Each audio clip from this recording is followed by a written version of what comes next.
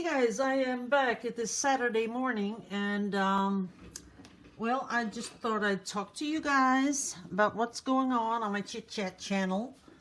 I made this. See how big it is? I made this during the week while I was listening to everything going on in the Ukraine. So that's a lot of that's a lot of squiggly doodle work. I'm not ready yet. I really have to get this outline really tight, and then that's why I'm doing the gloves. I want to paint this in a really light glaze sort of a thing. So then I'll see what I'll do with it. It wasn't really meant to be something, you know, I don't know, on the wall or something, but just something to do and to practice and to get back into the creative flow. So what's been happening this last week here in Europe?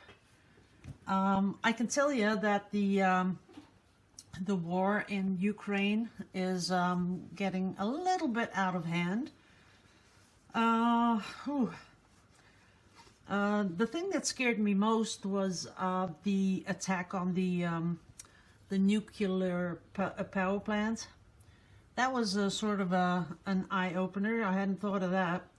But, you know, when you dive into the news and you really look at what happened, you know, you never know. We're just civilians. We don't know what, you know, I was going to say we don't know shit, but we don't know what. You know, they're not going to tell us the truth, right? But as I see it and read, they were shooting from some sort of there was a building, like where they stay the people from the power plants, and there's this building, and there was shots fired from the building to Russians that were close to the power plant, and then they shot back, and I don't know what, but it wasn't near one of the reactors, so not that that matters, but you know, it wasn't near the reactor, and reactor number 1 was closed off. It was in outage. 2 and 3 were off the grid. Number 4 was that one was, you know, doing its thing, and 5 and 6 were in cool down mode. So one of the reactors of the 6 were functional, and the rest were doing other stuff. Nonetheless, they're still really dangerous if you know, do something to them, because they'll just, you know, melt down and do their stuff, I guess. I don't know if you guys want to listen to this stuff. I don't know. But this is what I've been, you know, this is on the news 24/7. We hear nothing else. And it's kind of frightening, because right now they're reporting, I'm not sure if it's true, but they're reporting that the Russians are at the second largest power plant, and they're going to take that one over too. There's some real live video about the people inside screaming through the speakers that they have to stop shooting, because what they're doing is putting the whole world in danger, and if they were to, you know, hit something that the people inside could not fix, what would happen. So I don't know, people, a lot of stuff going on.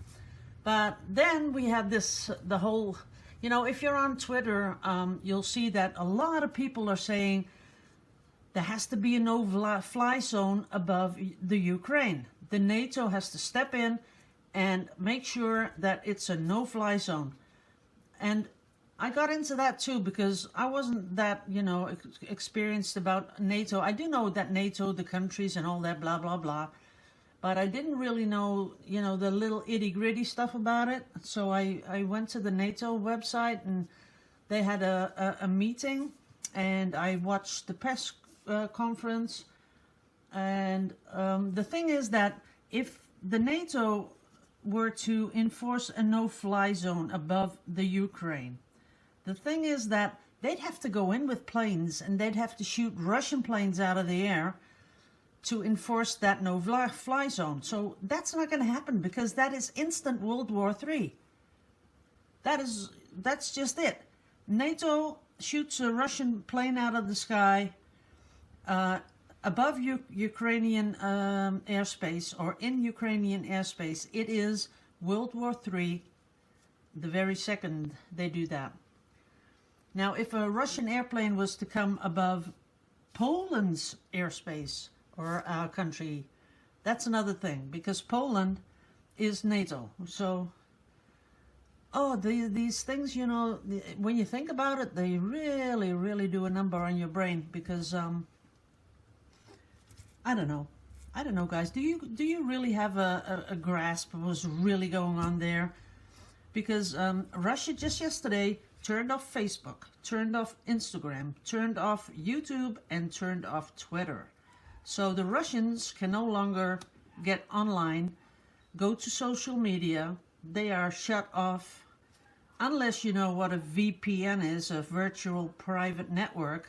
But I doubt that a lot of people know about that. So if you get onto a VPN, you can just, you know, put something in the settings that you're from, let's say, Holland, and you have access to everything.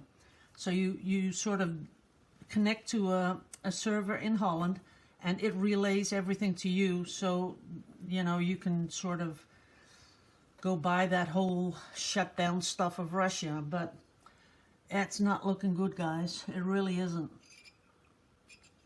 And the thing is, you know, the whole nuclear war thing is, it's not good, because everyone's gonna have something, you know, it doesn't matter. All corners of the earth, you're gonna be affected. Once they start throwing those bombs, it's gonna be like 24 hours of throwing all kinds of bombs, all which way. Because that's all, you know, programmed into computers. So once they hit the button, that starts to shoot off everything. Then I won't be seeing you guys anymore, because we're going to be blown right off the map of the face of the earth, because we're, sort of in the middle of everything. So we'll be gone. But then after that, you have the fallout, and there is a sort of a myth about fallout that it's going to take a long time, but that's not true. There's something that it's much shorter than they say. But after that, there comes the nuclear winter. And that's the big one. You're going to have, like, if you're in Canada, you'll have temperatures of minus 80, minus 90, something like that. And who's going to survive that without gas or electricity? No one. And you can't go outside to get some wood, because it's all contaminated. So, and you can't eat, because all your animals are dead. And they can't eat grass, so they're all dead. And then we have no bees, so they can't pop. How do you call that?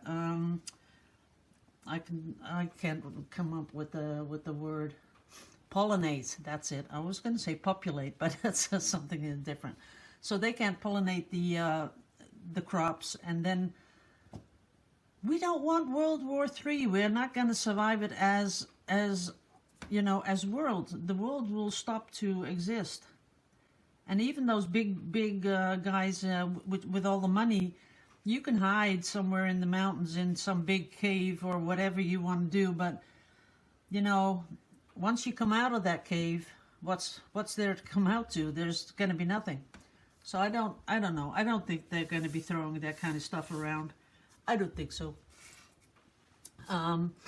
That's pretty much what we've been following here on the news. And of course, the consequences of those, you know, things going on between Russia, the Ukraine, and we're putting all these sanctions on the Russians, which I don't know, I don't think is so really justified.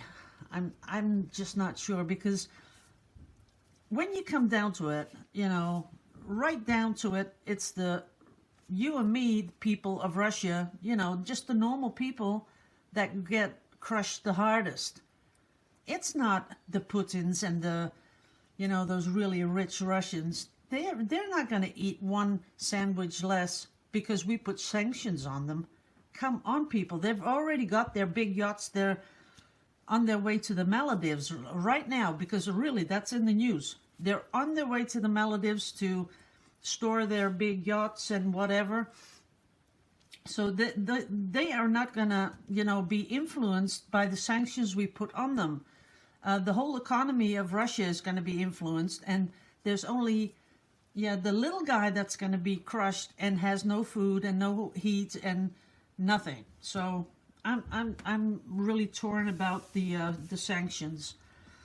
But like here in Holland right now, if you're really old, like there was this story of a 78-year-old woman. She lives alone, has only here if you're old, like above pension age.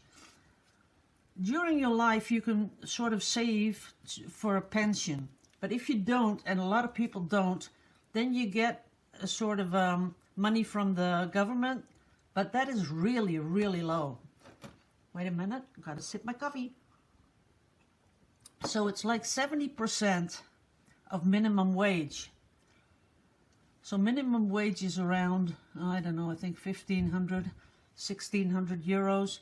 So those people get 70% from that. Now she lives alone, she has to pay the rent. She said that she cannot pay for the bill, electricity and gas bill. So she has turned off her heater. She has been sitting in the cold for 3 weeks now. Neighbors have been giving her a little electrical heater, which they put on their own, electricity in their own socket, and then with a long extension cord to the this neighbor. She only eats a warm meal twice a week because she can't pay anymore. It's really, when you read that, your heart breaks. It really does. And our government is doing this to us because we're paying so much money for gas. It's unreal. And 70% of that is taxes. And that's the same with our gas for the car. 70% is taxes. So they're not, lowering the taxes. They're just saying, yeah, no, sorry, we can't help you. Not yet. We have to wait. It's ridiculous. It really is. So that's pretty much what's going on in Holland and in Europe. And I'm not sure if you guys really, really want to know about all that stuff. But if you do, leave a comment like you did last week. And I just made reservations for our week up to our new house. So that's going to be a little bit more fun. We're going from, let's see, the 25th of March up to the 2nd of April. And I'll be sure to make some video on the beach and of the new house. And we're going to be walking through the house, so I'll make videos of that. And, of course, we're going to be sort of adventure, driving around, looking at all the things that are new. And I'll take you along for some of those rides, too. Okay, guys? Okay. So, thanks for watching. And if there is anything you want to know about Europe or whatever, put it in the comments. And if it's...